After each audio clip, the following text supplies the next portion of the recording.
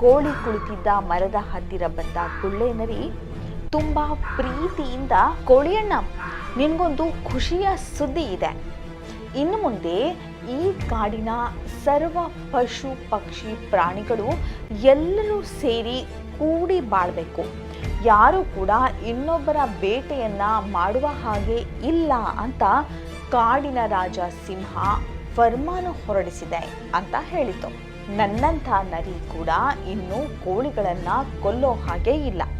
ಹಾಗಾಗಿ ಕೋಳಿಯಣ್ಣ, ನೀನು ನನ್ನನ್ನು ನೋಡಿ ಹೆದರೋವಂಥದ್ದೇನೂ ಇಲ್ಲ. ನೀನು ಮರದಿಂದ ಕೆಳಗಿಳಿದು ಬರಬಹುದು, ಒಂದಷ್ಟು ಸುಖ ಕಷ್ಟ ಮಾತಾಡೋಣ ಅಂತ ಹೇಳಿತು ಈ ಗುಳ್ಳೆ ನರಿ. ನರಿ ಕೇಳಿದ ಮಾತನ್ನ ಕೇಳಿ ನಿಜವಾಗಿಯೂ ಹೀಗಾಗತ್ತಾ ಅಂತ ಯೋಚನೆ ಮಾಡ್ತು ಕೋಳಿ.